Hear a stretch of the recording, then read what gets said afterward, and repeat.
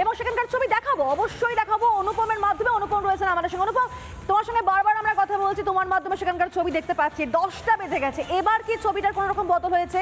এই মুহূর্তে কি দেখতে পাচ্ছ?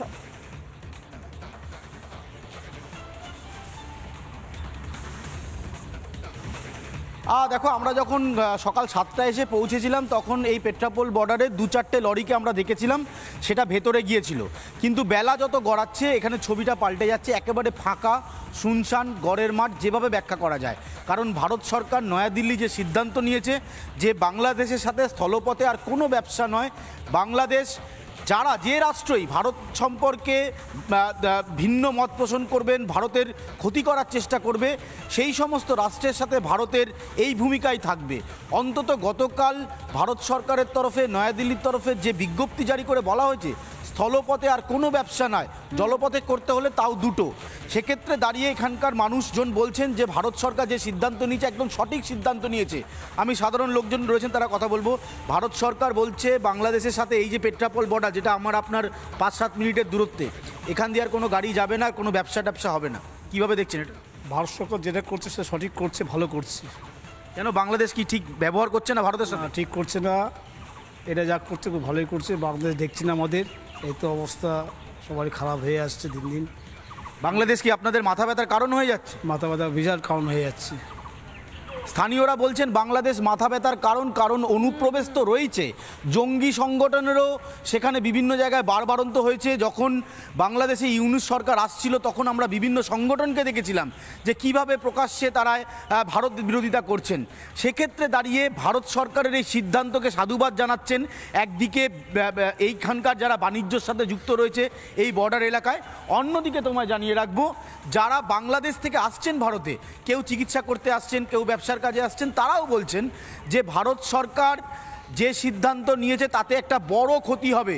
বাংলাদেশের অর্থনীতির অবস্থা অসম্ভব খারাপ, বাংলাদেশের অর্থনীতি প্রায় শেষ, মানে কোমর ভেঙে গিয়েছে। আর ভারত সরকারের এই সিদ্ধান্তের পর আরও কোমর ভেঙে যাবে, বাংলাদেশের অর্থনীতি একেবারে তলানিতে ঠেকেছে। আর এই অর্থনীতির অবস্থা যদি বাংলাদেশের এই অবস্থা হয় তাহলে বাংলাদেশ এই রাষ্ট্র আর কতদিন থাকতে পারবে সেটা নিয়েও একটা বড় প্রশ্ন। তো নিঃসন্দেহে যারা বাংলাদেশ থেকে আসছে তাদের প্রতিক্রিয়া নিচ্ছি, যারা এখানকার ব্যবসায়ীরা রয়েছেন, ভেঙে গেছে, ওষুধপত্র পাবে না, চিকিৎসার জন্য ম্যাক্সিমাম সেখানকার বাংলাদেশিরা এখানে আসেন, তাদের এবার কি হবে? এবার তারা বুঝবে যে ভারতের সঙ্গে কোনো রকম ভাবে বাজে ব্যবহার করার ফল পরিণাম কি হতে পারে। থাকো আমাদের সঙ্গে। আমরা এখন 10টা তো বেজে গেল, অন্যদিনে সীমান্তবর্তী জায়গায় যে ছবি দেখতে পাই আমরা, যেভাবে গাড়ি চলাচল করে, জিনিসপত্র নিয়ে যাওয়া হয় বা নিয়ে আসা হয়, নিয়ে আসা কমই হয়, পাঠানো হয় বেশি, সেই ছবি কি আজকে ধরা পড়ছে? কি দেখতে পাচ্ছ?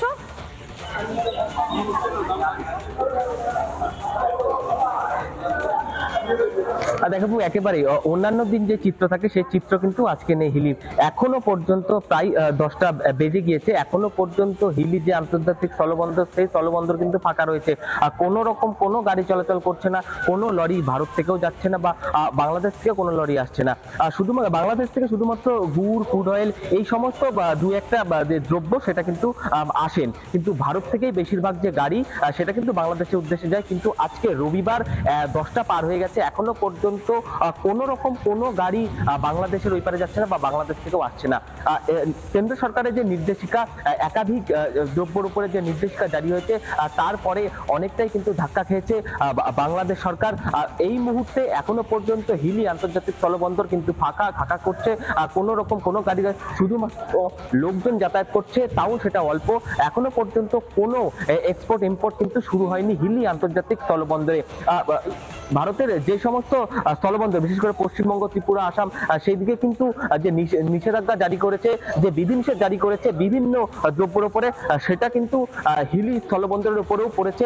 এখনো পর্যন্ত এক্সপোর্ট ইম্পোর্ট হিলি আন্তর্জাতিক স্থলবন্দরে সেটা কিন্তু দেখা যাচ্ছে না। পিউ একেবারে প্রভাব তো একটা পড়বেই, আমাদের এখান থেকে সুযোগ সুবিধা পাবে এবং আমাদের এগেনস্টে কথা বলবে, চীনে বসে 7 সিস্টার নিয়ে বারবার উল্টোপাল্টা মন্তব্য করবে, তার তো একটা প্রভাব তাদেরকে ভোগ করতেই হবে এবং সেটাই পাচ্ছে।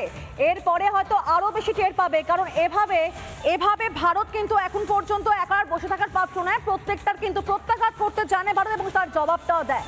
আপনাদেরকে দুটো জায়গার ছবি দেখালাম, পেট্রাপোল সীমান্তের ছবি দেখতে।